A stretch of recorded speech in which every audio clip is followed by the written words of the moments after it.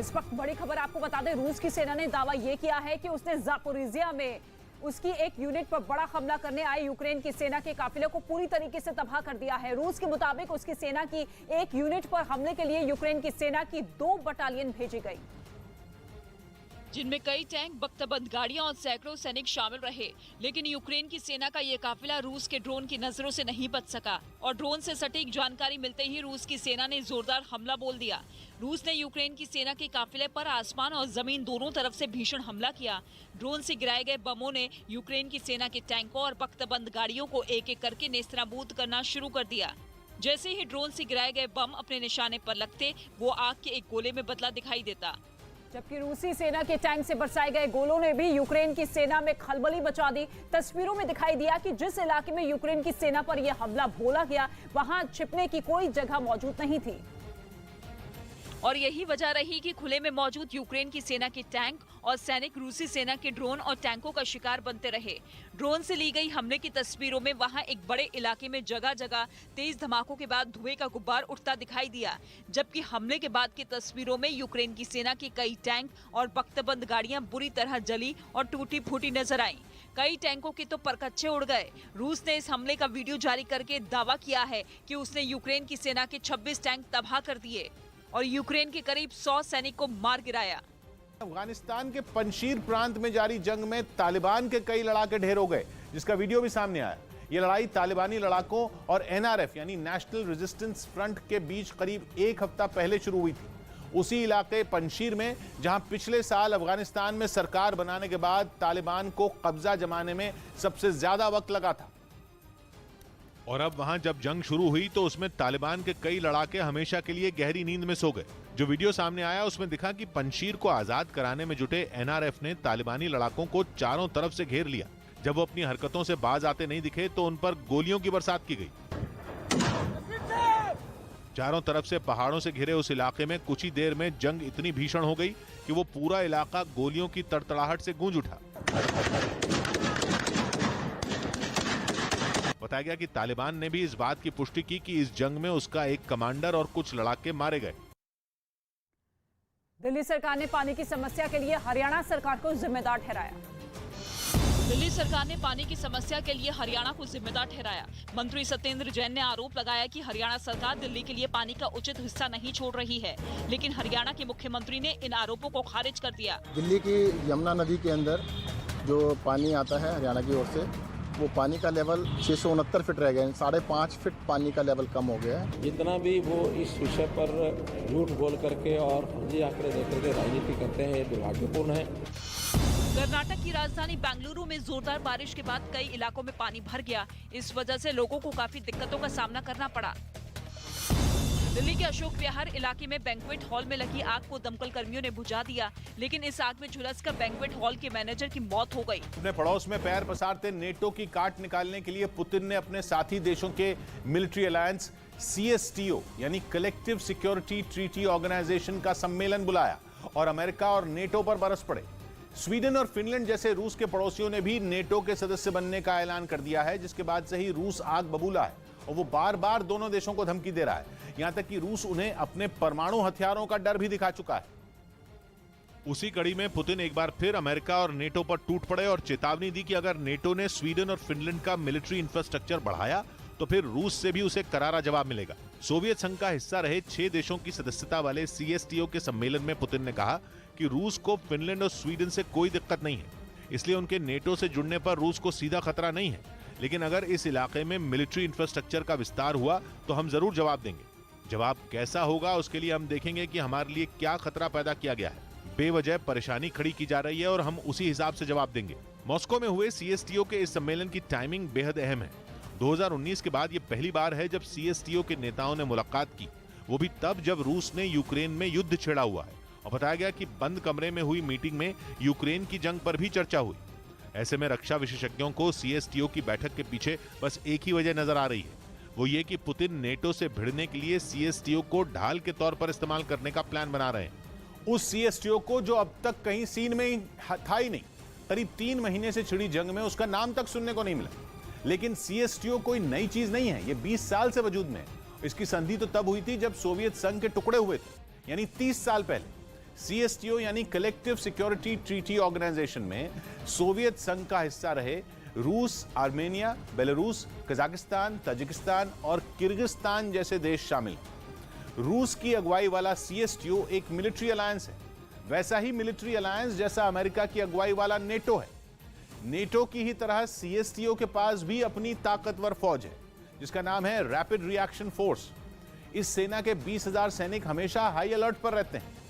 CSTO का मकसद भी बिल्कुल नेटो जैसा है, जो कि कहता है कि अगर सीएसटीओ के किसी एक भी सदस्य देश पर हमला हुआ तो वो पूरे के पूरे मिलिट्री अलायंस पर हमला माना जाएगा और फिर पूरा सीएसटीओ अपने साथी की मदद के लिए उतर जाएगा। रूस इस सीएसटीओ को मध्य एशिया में अपनी पकड़ मजबूत करने के एक हथियार के तौर पर इस्तेमाल करता है। इसके तहत वो बाकी सदस्य देशों के यहाँ अपने सैन्य ठिकाने बनाए हुए हैं और तो और वो वहाँ किसी दूसरे देश के मिलिट्री बेस के खिलाफ वीटो भी कर सकता है। बदले में रूस सीएसटीओ के सदस्यों की सेनाओं को ट्रेनिंग देता है, उन्हें डिस्काउंट पर हथियार बेचता है। सीएसटीओ के सदस्य आपस में युद्ध अभ्यास भी करते हैं ताकि अपने दुश्मन का काम तमाम कर सकें। लेकिन एकता का दम भरने वाले सीएसटीओ के सम्मेलन में फूट भी देखने को मिली। हुआ यह कि पुतिन के दोस्त और बेलारूस के राष्ट्रपति अलेक्जेंडर लुकाशेंको सीएसटीओ के बाकी सदस्य देशों पर ही बिफर गए। उन्होंने पश्चिमी देशों की एकजुटता की मिसाल देते हुए शिकायत की कि उनके अपने मिलिट्री अलायंस के सदस्यों के बीच में ही एकता नहीं है और वो रूस का उस तरह साथ दे ही नहीं रहे जैसा उन्हें देना चाहिए। अलेक्जेंडर लुकाशेंको ने आर्मेनिया, कजाकिस्तान, ताजिकिस्तान और किर्गिस्तान से साफ कहा कि उन्हें नेटो के खिलाफ जंग में एक साथ आना होगा। इतना ही नहीं, लुकाशेंको ने अमेरिका और उसके साथी देशों के प्रतिबंधों का ठीकरा भी सीएसटीओ के अपने साथियों पर ही फोड़ दिया। वो बोले कि बेलारूस और रूस पर जो भयानक प्रतिबंध लगे हैं वो टाले जा सकते थे अगर सीएसटीओ ने एक सुर में आवाज उठाई होती तो। हमें सीएसटीओ की तरफ से अंतर्राष्ट्रीय मंच पर अपनी आवाज और उठानी चाहिए ताकि मुद्दों पर संगठन का स्टैंड साफ हो सके। हमारे बीच आपसी सहयोग और तालमेल की जरूरत है। अगर हम एकजुट नहीं हुए तो पश्चिमी देश हम पर दबाव बनाएंगे। हमारी एक ही आवाज और एक ही मत होना चाहिए जैसा पश्चिमी देशों का है। बेलारूस ही सीएसटीओ का इकलौता देश है जो शुरुआत से ही रूस के साथ खड़ा है, लेकिन इस मिलिट्री अलायंस के आर्मेनिया, कजाकिस्तान, ताजिकिस्तान और किर्गिस्तान जैसे सदस्यों की तरफ से रूस का खुला समर्थन देखने को नहीं मिला है। फिनलैंड और स्वीडन आज नाटो में शामिल होने के लिए आवेदन करेंगे। यूक्रेन पर रूस के हमले के बाद दोनों देशों ने ये कदम उठाया है। रूस की धमकी के बावजूद दोनों देशों ने नाटो में शामिल होने का फैसला लिया है। वहीं अब राष्ट्रपति पुतिन ने इशारा किया है कि उन्हें फिनलैंड और स्वीडन के नाटो में शामिल होने से कोई खास दिक्कत नहीं है। नाटो विस्तार से रूस को कोई सीधा खतरा नहीं है। हालांकि पुतिन ने चेतावनी भी दी है कि अगर इस इलाके में मिलिट्री इंफ्रास्ट्रक्चर डेवलप किया जाता है तो इसका कड़ा जवाब दिया जाएगा और ऐसे में नाटो में शामिल होने के लिए आवेदन फिनलैंड और स्वीडन की तरफ से आज दिया जाएगा। यूक्रेन में चल रही जंग के बाद बहुत जल्द यूरोप में एक और बड़ी जंग छिड़ सकती है। नई जंग का कारण बन सकते हैं स्वीडन और फिनलैंड, जिन्हें नेटो का सदस्य बनाने की प्रक्रिया शुरू हो चुकी है। हालांकि ये प्रक्रिया कितनी लंबी चलेगी ये अभी तक साफ नहीं है। मतलब ये कि जिस नेटो में शामिल होने की तैयारी करना यूक्रेन को इतना भारी पड़ा कि वहां जंग छिड़ गई, अब उसी नेटो में शामिल होने की तरफ स्वीडन और फिनलैंड पूरी तरह तैयार है। हालांकि ये प्रक्रिया कितनी लंबी होगी ये अभी साफ नहीं है, मगर ये साफ दिख रहा है कि स्वीडन और फिनलैंड में जंग का नया मोर्चा खुल सकता है। रूस लगातार इन दोनों देशों को चेतावनी दे रहा है, लेकिन दोनों को रूस से ज्यादा भरोसा नेटो पर है। हालांकि दावा यह भी किया जा रहा है कि पहले यूक्रेन और फिर स्वीडन में रूस को उलझाने की बड़ी साजिश अमेरिका की तरफ से रची गई है, जिसमें अब तक अमेरिका ने खुद को जंग से दूर ही रखा है। हालांकि रूस को नुकसान पहुंचाने के लिए वो यूक्रेन की हथियारों से पूरी मदद कर रहा है। अब माना जा रहा है कि अमेरिका की कोशिश अब यह है कि स्वीडन और फिनलैंड में भड़क रही आग में घी डाला जाए, क्योंकि जिस तेजी से स्वीडन और फिनलैंड नेटो की सदस्यता लेने की तरफ बढ़ रहे हैं उतनी तेजी से यह प्रक्रिया पूरी होने वाली नहीं है, बल्कि नेटो की सदस्यता लेने की प्रक्रिया कई महीने तक चल सकती है। लेकिन अगर नेटो की सदस्यता मिलने से पहले रूस की फौज ने धावा बोल दिया तो अंजाम यूक्रेन जैसा हो सकता है। मतलब यह कि जिस तरह यूक्रेन में जंग छिड़ने के बाद अमेरिका और नेटो ने खुद को अलग कर लिया, कुछ इसी तरह का हाल स्वीडन और फिनलैंड में भी हो सकता है। जंग में यूक्रेन को भले ही तगड़ा नुकसान हुआ हो, लेकिन नुकसान रूस का भी कम नहीं हुआ। अगर फिनलैंड और स्वीडन में जंग छिड़ गई तो भी रूस को नुकसान तो उठाना ही पड़ेगा, जंग का खर्च भी उठाना पड़ेगा और उसके नतीजे भी भुगतने पड़ेंगे। दावा यह किया जा रहा है कि रूस को उलझाने और उसकी अर्थव्यवस्था को कमजोर करने के लिए यह अमेरिका की साजिश हो सकती है और अगर ऐसा है तो इसका सीधा मतलब ये हुआ कि पहले यूक्रेन को बलि का बकरा बनाया गया और अब महाशक्तियों के टकराव में स्वीडन और फिनलैंड भी पिस सकते हैं। ऐसे में रक्षा विशेषज्ञों को CSTO की बैठक के पीछे बस एक ही वजह नजर आ रही है, वो ये कि पुतिन नेटो से भिड़ने के लिए CSTO को ढाल के तौर पर इस्तेमाल करने का प्लान बना रहे हैं। इस बीच ये भी तय हो गया कि यूक्रेन में चल रही जंग के बाद बहुत जल्द यूरोप में एक और बड़ी जंग छिड़ सकती है। नई जंग का कारण बन सकते हैं स्वीडन और फिनलैंड, जिन्हें नेटो का सदस्य बनाने की प्रक्रिया शुरू हो चुकी है। हालांकि ये प्रक्रिया कितनी लंबी चलेगी ये अभी तक साफ नहीं है। मतलब ये कि जिस नेटो में शामिल होने की तैयारी करना यूक्रेन को इतना भारी पड़ा कि वहां जंग छिड़ गई, अब उसी नेटो में शामिल होने की तरफ स्वीडन और फिनलैंड पूरी तरह तैयार है। हालांकि ये प्रक्रिया कितनी लंबी होगी ये अभी साफ नहीं है, मगर ये साफ दिख रहा है कि स्वीडन और फिनलैंड में जंग का नया मोर्चा खुल सकता है। रूस लगातार इन दोनों देशों को चेतावनी दे रहा है, लेकिन दोनों को रूस से ज्यादा भरोसा नेटो पर है। हालांकि दावा यह भी किया जा रहा है कि पहले यूक्रेन और फिर स्वीडन में रूस को उलझाने की बड़ी साजिश अमेरिका की तरफ से रची गई है, जिसमें अब तक अमेरिका ने खुद को जंग से दूर ही रखा है। हालांकि रूस को नुकसान पहुंचाने के लिए वो यूक्रेन की हथियारों से पूरी मदद कर रहा है। अब माना जा रहा है कि अमेरिका की कोशिश अब यह है कि स्वीडन और फिनलैंड में भड़क रही आग में घी डाला जाए, क्योंकि जिस तेजी से स्वीडन और फिनलैंड नेटो की सदस्यता लेने की तरफ बढ़ रहे हैं, उतनी तेजी से यह प्रक्रिया पूरी होने वाली नहीं है। बल्कि नेटो की सदस्यता लेने की प्रक्रिया कई महीने तक चल सकती है। लेकिन अगर नेटो की सदस्यता मिलने से पहले रूस की फौज ने धावा बोल दिया तो अंजाम शुरू। असम में लगातार हो रही बारिश के बाद कई इलाकों में आई बाढ़ की वजह से आम जनजीवन अस्त व्यस्त हो गया है। राज्य के 20 जिलों के 2 लाख से ज्यादा लोग इस बाढ़ से प्रभावित हुए हैं। बाढ़ से चारों तरफ हाहाकार मचा हुआ है। हालात इतने खराब हो चुके हैं कि हजारों लोग अपना घर छोड़ने को मजबूर हो गए हैं। बाढ़ का पानी लोगों के घरों में घुस आया है। कई लोगों के घर तो तिनके की तरह बह गए। वहां से जो तस्वीरें सामने आई वो डरा देने वाली है। कई इलाके पूरी तरीके से डूबे दिखाई दिए और तो और वहां की कई नदियां खतरे के निशान से ऊपर बह रही है। असम के उदालगुड़ी में तो कला नदी पर बना एक पुल ही बह गया, जिसके बाद नदी पार कर रहे लोग पानी में बहने लगे। यही नहीं, बाढ़ की मार इंसान के साथ बेजुबान जानवर भी झेल रहे हैं। होजाई जिले में भारी भरकम हाथी पानी में बहता नजर आया, जबकि बाढ़ की वजह से सैकड़ों लोग अपने घरों में फंस गए, जिसके बाद SDRF की टीम मौके पर पहुंची और उन्हें रेस्क्यू कर सुरक्षित जगहों पर पहुंचाया गया। दीमा खसाब को जोड़ने वाले माईबंग टनल, जो राष्ट्रीय राजमार्ग 27 पर है, वो पूरी तरीके से बंद हो गया है। भारी बारिश की वजह से पूरे टनल के अंदर मलबा भर गया है। असम के मंत्री जुंगेन मोहन समेत कई लोग और उनकी गाड़ियां वहां फंसी हुई दिखाई दी। हालांकि मलबे हटाने का काम लगातार जारी है और इस बीच गृह मंत्री अमित शाह ने असम के मुख्यमंत्री से बातचीत की और उन्हें हर संभव मदद देने का भरोसा दिया। लोगों के लिए कोई भी रहने का व्यवस्था नहीं है, क्योंकि यहाँ पे जो कोई बोझ नहीं है। पूर्वोत्तर राज्यों में कुदरत का कहर लगातार जारी है। असम, अरुणाचल, मणिपुर में भारी बारिश की वजह से बाढ़ जैसी आफत आ चुकी है। कई लोगों की जान भी चली गई है। अरुणाचल प्रदेश में लोअर सुबनसिरी में हाईवे पर भारी बारिश की वजह से लैंडस्लाइड की घटना हुई, जिसके बाद गाड़ियों को रोक दिया गया। वहीं प्रशासन ने लोगों को एहतियातन के तौर पर कई निर्देश जारी किए हैं और ये कहा कि अगर ज्यादा जरूरत ना हो तो सफर ना करें। साथ ही भूस्खलन प्रभावित क्षेत्रों के पास ना जाने की सलाह भी दी गई।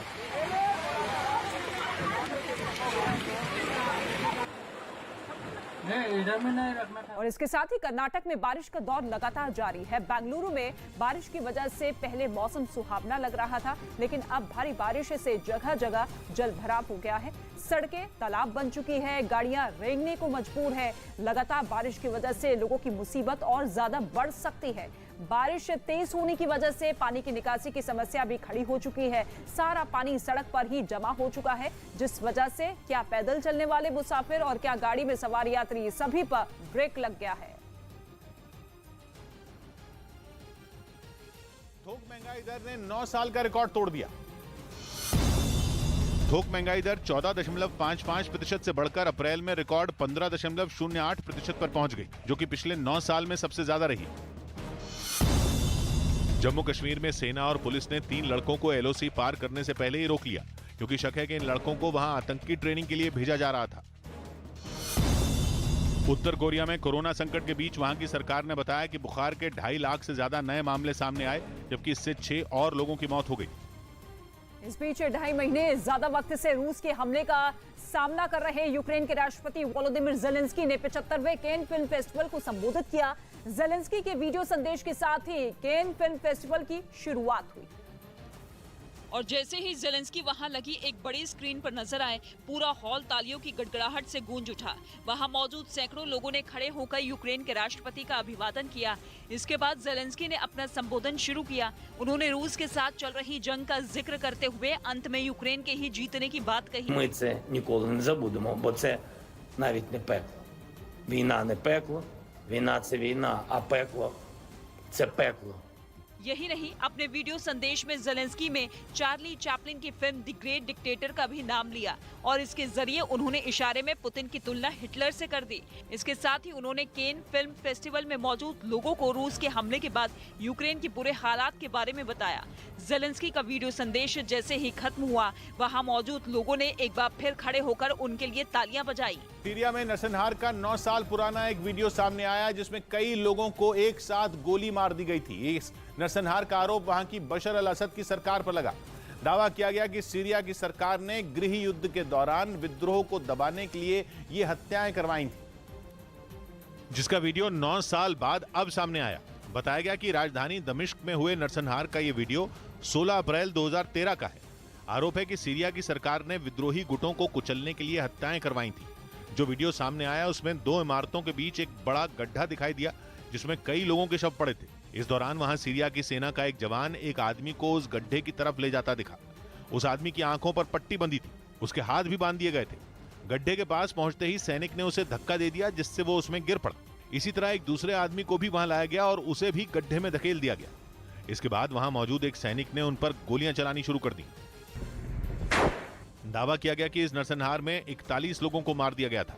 यह भी दावा है कि बशर अल असद की सरकार ने हिंसक विद्रोह को दबाने के लिए वहां इस तरह कई नरसंहार करवाए थे। सड़क हादसों को रोकने के लिए मुख्यमंत्री योगी आदित्यनाथ ने बैठक बुलाई। यूपी में सड़क हादसों को रोकने के लिए सीएम योगी आदित्यनाथ ने आज एक अहम बैठक बुलाई है। इस बैठक में कई विभागों के अधिकारी, जिला प्रशासन और पुलिस अधिकारी भी वीडियो कॉन्फ्रेंसिंग के जरिए शामिल होंगे। आंध्र प्रदेश के प्रकाशम जिले में ट्रक से टकराने के बाद एक कार में आग लग गई। इस हादसे में 3 लोगों की जलकर मौत हो गई। जम्मू कश्मीर के रियासी और कटरा के जंगलों में जानबूझकर आग लगाने के आरोप में 6 लोगों को गिरफ्तार कर लिया गया। वहीं वन विभाग की टीम ने स्थानीय लोगों की मदद से आग बुझाने का काम तेज इजराइल कर के दिया। यरूशलेम में एक फिलिस्तीनी के अंतिम संस्कार के दौरान हिंसा भड़क गई। बताया गया कि पिछले महीने इजरायल पुलिस के साथ हुई झड़प में गंभीर रूप से घायल इस शख्स की 2 दिन पहले मौत हो गई, जिसके अंतिम संस्कार में बड़ी संख्या में इकट्ठा हुए फिलिस्तीनियों की इजरायल पुलिस के साथ झड़प हो गई। बवाल बढ़ता देख पुलिस ने तेज रोशनी के साथ आवाज करने वाले स्टन ग्रेनेड और रबड़ की गोलियां दागनी शुरू कर दी। इसके बाद तो मानो पूरा इलाका जंग के मैदान में तब्दील हो गया और काफी देर तक वहां फायरिंग की आवाज गूंजती रही। इससे पहले पुलिस ने हंगामा कर रहे लोगों को लाठियां मारकर खदेड़ने की कोशिश की, जिसकी वजह से वहां अफरा तफरी मच गई और लोग जान बचाकर इधर उधर भागते दिखाई दिए। बताया गया कि पुलिस की इस कार्रवाई में 50 से ज्यादा फिलिस्तीनी घायल हो गए, जिन्हें इलाज के लिए अस्पताल भेज दिया गया। और रूस और यूक्रेन में जारी जंग के बीच रूस ने जापोरिजिया में यूक्रेन के टैंक और बख्तबंद गाड़ियों को तबाह करने का दावा किया है। जापोरिजिया में रूस यूक्रेन में भीषण जंग जारी है। दोनों सेनाएं एक दूसरे को जबरदस्त टक्कर दे रही है और इसी बीच रूस के रक्षा मंत्रालय की तरफ से एक वीडियो जारी करते हुए ये कहा गया कि यूक्रेन के टैंक और बख्तबंद गाड़ियां रूसी सेना को निशाना बना रहे थे, जिसके बाद जवाबी कार्रवाई में यूक्रेनी टैंकों को ड्रोन हमले में मार गिराया गया। इस बीच कुछ निजी जांच एजेंसियों ने दावा किया कि अमेरिका के मिड टर्म इलेक्शन में इस बार रूस बड़े पैमाने पर गड़बड़ी फैलाने की कोशिश कर सकता है। इससे पहले 2016 के चुनाव के बाद दावा किया गया था कि डोनाल्ड ट्रंप को राष्ट्रपति बनाने में भी पुतिन की बड़ी भूमिका रही थी। केवल 6 महीने बाद अमेरिका में मिड टर्म इलेक्शन होने वाले हैं, जो अमेरिका के राष्ट्रपति बाइडेन के लिए बेहद अहम साबित होंगे। उन चुनावों के नतीजे ही तय करेंगे कि बाइडेन अपने चुनावी वादे पूरे कर पाएंगे या नहीं। अगर बाइडेन की पार्टी को चुनावों में शिकस्त मिली तो ये भी तय हो जाएगा कि वो अपने ही देश में लोगों का भरोसा खो चुके हैं। इसीलिए अमेरिका की खुफिया एजेंसी के कुछ पूर्व अधिकारियों को अजीब सा डर सता रहा है। उन्हें लगता है कि 6 महीने बाद होने वाले अमेरिका के मिड टर्म इलेक्शन में रूस गड़बड़ी फैलाने की कोशिश कर सकता है। ऐसा ही अनुमान कुछ निजी जांच एजेंसियों का भी है। दावा है कि यूक्रेन की जंग में अमेरिका और रूस के रिश्तों में बढ़ी कड़वाहट झुंझलाहट के नतीजे गंभीर हो सकते हैं। पुतिन ने अपनी साइबर आर्मी को अगर अमेरिका के मिड टर्म इलेक्शन का प्रोजेक्ट दे दिया तो बाइडेन के पैरों तले जमीन खिसक जाएगी। ये काम कुछ इस तरीके से हो सकता है कि कानों कान किसी को खबर भी न लगे। और रूस के लिए बाइडेन को मुंहतोड़ जवाब देने का ये सुनहरा मौका भी है। सबसे बड़ी बात यह कि बमों, मिसाइलों और टैंकों के मुकाबले रूस के लिए साइबर आर्मी का इस्तेमाल करना कहीं ज्यादा सस्ता है और इसके जरिए वो यूक्रेन में हो रही फजीयत की खींच निकाल सकता है। दावा ये किया जा रहा है कि जंग में बैकफुट पर पहुंच चुके रूस के लिए ये वक्त बेहद नाजुक है। जंग में कुछ भी वैसा नहीं हो रहा जैसी उम्मीद रूस ने की थी। यूक्रेन की तरफ से इतने मजबूत जवाब की उम्मीद रूस ने शायद कतई नहीं की थी। यूक्रेन की बहादुरी और ताकत देखने के बाद ही शायद फिनलैंड और स्वीडन भी रूस की सुनने को तैयार नहीं है। अब तक जंग में रूस को भी तगड़े नुकसान की खबर है। रूस के हजारों सैनिकों की जान जा चुकी है। तबाह हो चुके टैंकों, विमानों और जहाजों की संख्या भी सैकड़ों में है। ऊपर से रूस की अर्थव्यवस्था पर भी बहुत बड़ी मार पड़ी है। खुद रूस की सरकार बोल चुकी है कि उनकी जीडीपी इस बार 12% से ज्यादा गिरने वाली है। यही वजह है कि अपनी झुंझलाहट निकालने के लिए पुतिन बाइडेन की कुर्सी हिलाने का प्लान बना सकते हैं। आशंका जताई जा रही है कि इस बार के अमेरिका के मिड टर्म इलेक्शन में एक लड़ाई रूस से भी लड़ी जा रही होगी। और अगर ऐसा हुआ तो बाइडेन की डेमोक्रेटिक पार्टी के लिए यह बड़ा झटका साबित होगा। अमेरिका में मिड टर्म चुनावों की अहमियत किसी भी राष्ट्रपति के लिए बहुत ज्यादा होती है, क्योंकि मिड टर्म इलेक्शन के जरिए अमेरिका की संसद के ऊपरी सदन सेनेट के 1/3 सदस्य चुने जाते हैं। सेनेट के कुल 100 सदस्य होते हैं जो 6 साल के लिए चुने जाते हैं, लेकिन हर 2 साल बाद 1/3 पद खाली होते हैं जिन्हें चुनाव के जरिए भरा जाता है। इसके अलावा हाउस ऑफ रिप्रेजेंटेटिव्स के सभी सदस्य इन चुनावों के जरिए चुने जाते हैं। हाउस ऑफ रिप्रेजेंटेटिव्स वहां की संसद का निचला सदन है जिसमें कुल सदस्य होते हैं 435 और केवल दो साल के लिए उन्हें चुना जाता है। इन चुनावों में राष्ट्रपति की पार्टी का जीतना इसलिए अहम होता है क्योंकि जो वादे उन्होंने किए हैं या जो करने के लिए वो राष्ट्रपति बने हैं वो तब तक नहीं कर पाएंगे जब तक वहां की संसद में उनके पास बहुमत ना हो। मतलब ये कि अगर बाइडेन की democratic party mid term election में हार गई तो बाइडेन राष्ट्रपति तो रहेंगे लेकिन उनकी ताकत लगभग खत्म हो जाएगी। ऊपर से पूरी दुनिया में साफ संदेश जाएगा कि अमेरिका के लोग बाइडेन के साथ नहीं हैं। बड़ी बात यह कि अमेरिका के चुनाव में रूस का दखल होने की बातें पहले भी सामने आ चुकी हैं। 2016 में हुए राष्ट्रपति चुनाव के बाद बड़े पैमाने पर ऐसा ही दावा किया गया था। अमेरिका की ही कुछ जांच एजेंसियों ने दावा किया था कि ट्रंप की जीत में रूस की कुछ एजेंसियों ने पूरा दम लगाया हुआ था। ट्रंप के राष्ट्रपति रहते रूस और अमेरिका के रिश्ते भले ही बहुत मजबूत न रहे हों, लेकिन इतने खराब भी नहीं हुए थे।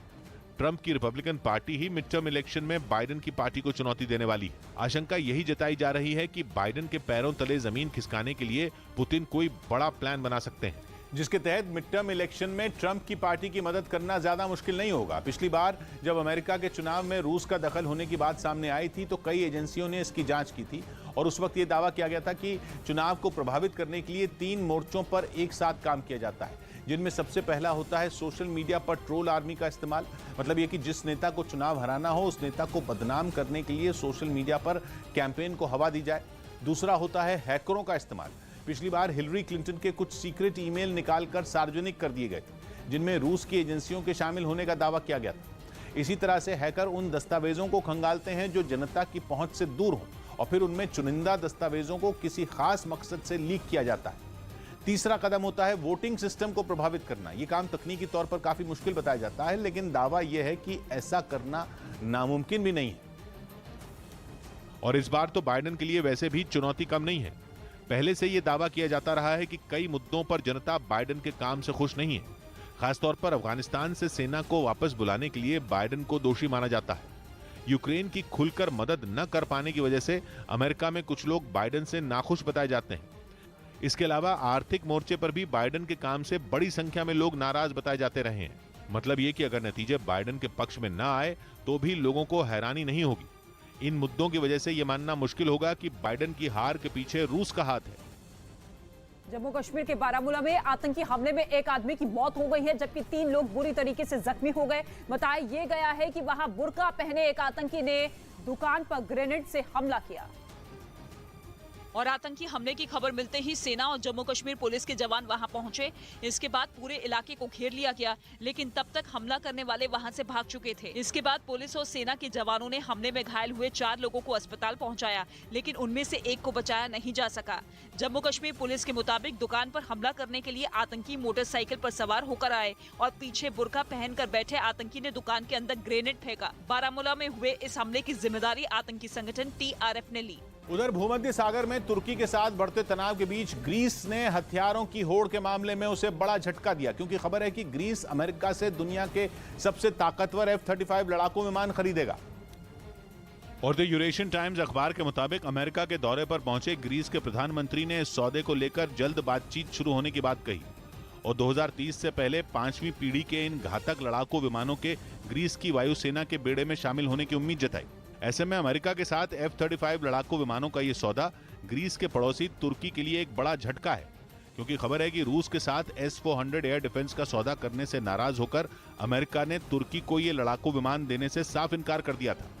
और ग्रीस की वायुसेना के बेड़े में F-35 लड़ाकू विमानों के शामिल होने से भूमध्य सागर में दादागिरी दिखाने के तुर्की के मंसूबों पर पानी फिर सकता है, क्योंकि नेटो के सदस्य ग्रीस और तुर्की के बीच पूर्वी भूमध्य सागर में मौजूद गैस पर कब्जे को लेकर लंबे समय से तनातनी जारी है। दावा है कि इस इलाके में करीब 3.5 ट्रिलियन क्यूबिक मीटर गैस मौजूद है और 2 साल पहले गैस के इस खजाने को लेकर जारी तनाव उस वक्त युद्ध जैसे हालात में बदल गया जब तुर्की ने ग्रीस के एक द्वीप के पास गैस की खोज के लिए अपना जहाज तैनात कर दिया, जिस ग्रीस ने अपनी समुद्री सीमा का उल्लंघन बताते हुए वहां अपने सैनिक भेज दिए। कैन फिल्म फेस्टिवल में भारतीय दल की अगुवाई लोक कलाकार मामे खान ने की। कैन फिल्म फेस्टिवल में पहुंचे सबसे बड़े भारतीय दल की अगुवाई लोक कलाकार मामे खान ने की। भारतीय दल के साथ केंद्रीय मंत्री अनुराग ठाकुर भी मौजूद रहे। कैन फिल्म फेस्टिवल के लिए पीएम मोदी ने दोस्ती का एक संदेश भी भेजा, जिसमें उन्होंने भारत और फ्रांस के राजनयिक संबंधों के 75 साल को बेहद अहम बताया। छत्तीसगढ़ के बीजेपी नेता बृजमोहन अग्रवाल ने लाउडस्पीकर का मुद्दा उठाया और राज्य सरकार से अजान की आवाज कम करने के लिए आदेश जारी करने की मांग की। देश के अन्य राज्यों में जो अजान के माइक लगे हुए हैं उनको डेसिबल उनकी आवाज कम की गई है, क्या भूपेश बघेल जी भी ऐसा आदेश जारी करेंगे? राजस्थान के डूंगरपुर में पट्टे नहीं मिलने से नाराज गांव वालों ने एसडीएम समेत कई कर्मचारियों को पंचायत भवन के अंदर बंद कर दिया। इस दौरान कांग्रेस नेता गणेश घोगरा पंचायत भवन के बाहर धरने पर बैठ गए। काफी कोशिश के बाद लोगों ने कर्मचारियों को जाने दिया। इस बीच खबर है कि पाकिस्तान आतंकवादियों को मनाने में जुट गया है। एक रिपोर्ट में दावा किया गया कि जिन आतंकियों को वो मना रहा है वो तहरीके तालिबान पाकिस्तान के, जिन पर पाकिस्तान में आतंकवाद फैलाने का आरोप लगता रहा है। दावा किया गया कि अब तक तहरीके तालिबान पाकिस्तान को आंखें दिखाने वाले पाकिस्तान ने उसके आगे घुटने टेक दिए हैं। खबर है कि आईएसआई के पूर्व डायरेक्टर फैज हमीद खुद उसे मनाने काबुल पहुंचे।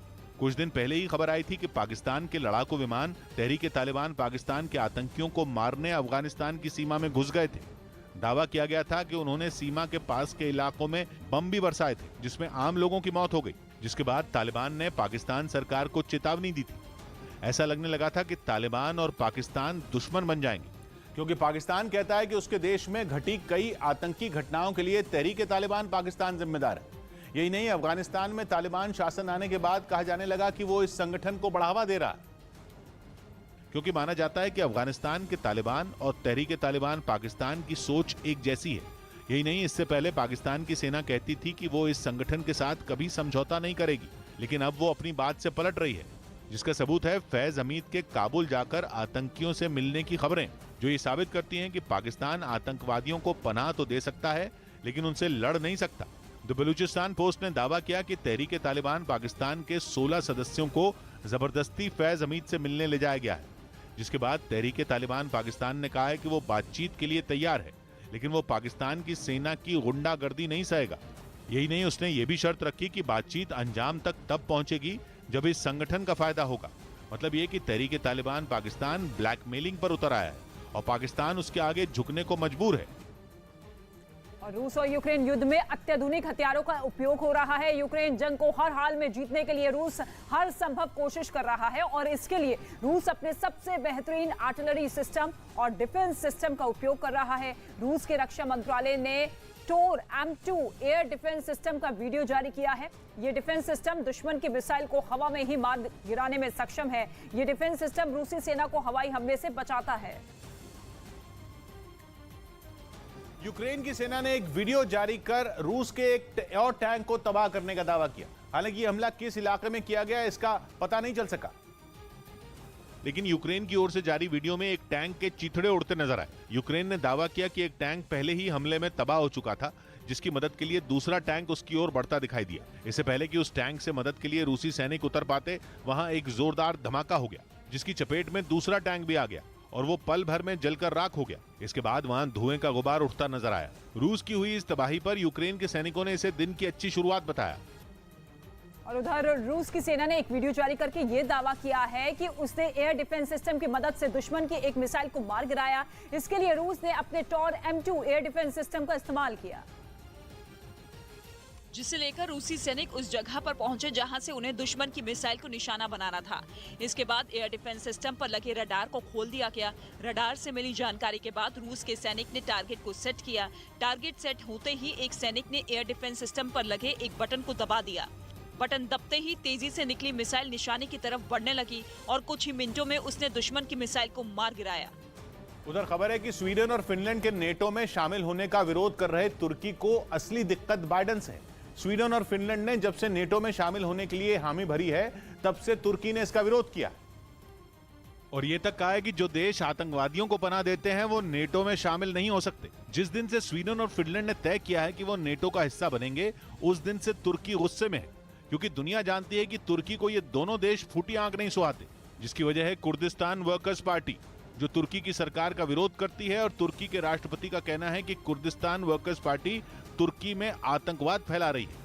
यही नहीं, तुर्की का कहना है कि स्वीडन और फिनलैंड उसका समर्थन करते हैं और उसके लोगों को अपने यहाँ पनाह देते हैं। मतलब ये कि नेटो में रहते हुए तुर्की नेटो के विस्तार के खिलाफ है, लेकिन पर्दे के पीछे की कहानी कुछ और ही कह रही है, क्योंकि पर्दे के आगे स्वीडन, फिनलैंड और तुर्की की दुश्मनी है जो सबको दिख रही है। लेकिन कहा जा रहा है कि तुर्की के विरोध की एक बड़ी वजह अमेरिका के राष्ट्रपति बाइडेन है, जिनकी तुर्की के राष्ट्रपति रेजब तैयब एर्दोगान से नहीं पटती। और ये बात उन्होंने इशारों में खुद कही। एक रिपोर्ट में उनके कुछ बयान आए जिनमें उन्होंने स्वीडन और फिनलैंड के नेटो में शामिल होने के बारे में बात की। इसी दौरान उन्होंने तुर्की और अमेरिका के रिश्तों पर भी चर्चा की और इशारा किया कि बाइडेन के आने के बाद अमेरिका और तुर्की के संबंध पहले जैसे नहीं रहे। रिपोर्ट में लिखा गया कि एर्दोगान ने दबी जबान में कहा कि ओबामा और ट्रंप से उनकी अच्छी बात होती थी, लेकिन वो बाइडेन के बारे में ऐसा नहीं कह सकते। मतलब साफ है कि एर्दोगान कह रहे हैं कि वो बाइडेन के उतने करीब नहीं जितने ट्रंप और ओबामा के थे। ये बातें नेटो के लिए झटका साबित हो सकती हैं, क्योंकि बाइडेन के खिलाफ बोलकर तुर्की उसकी विस्तारवादी नीति को खतरे में डाल रहा है।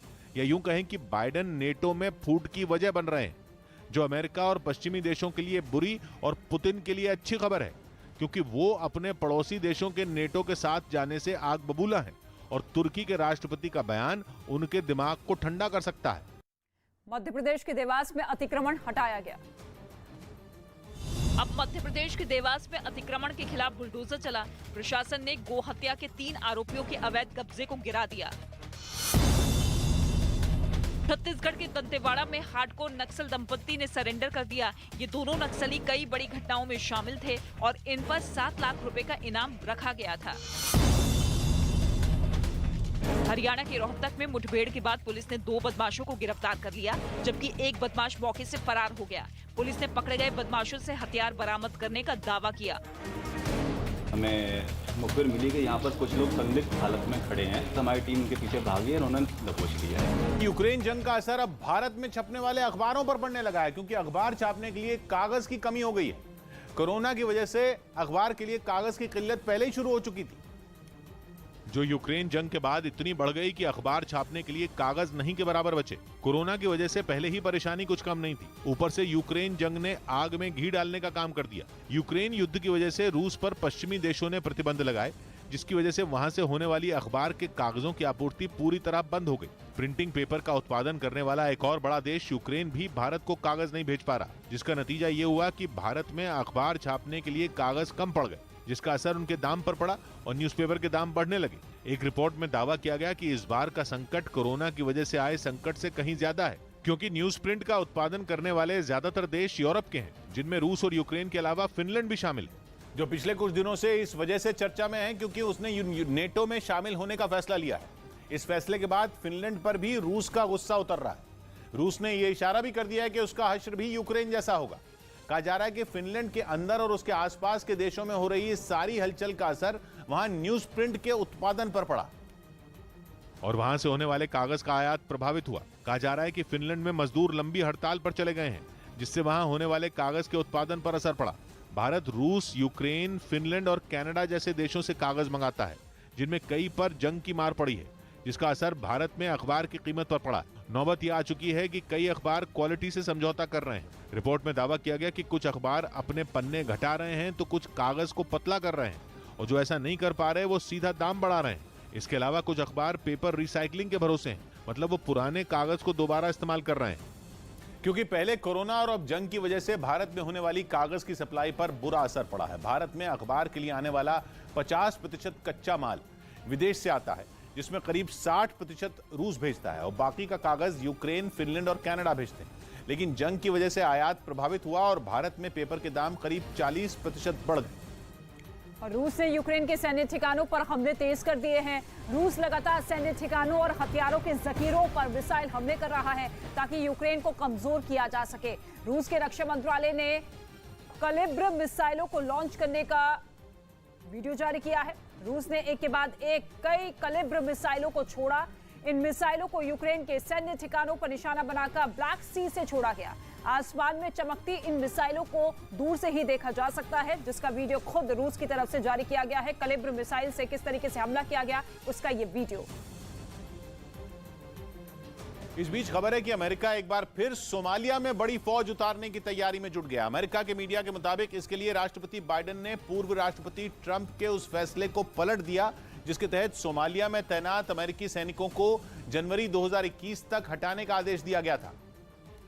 और अब दावा है कि बाइडेन ने सोमालिया में नए सिरे से अमेरिकी सैन्य अभियान शुरू किए जाने को मंजूरी दे दी, जिसका मकसद होगा सोमालिया में अल-कायदा से जुड़े आतंकी संगठन अल-शबाब के बढ़ते खतरे से निपटना।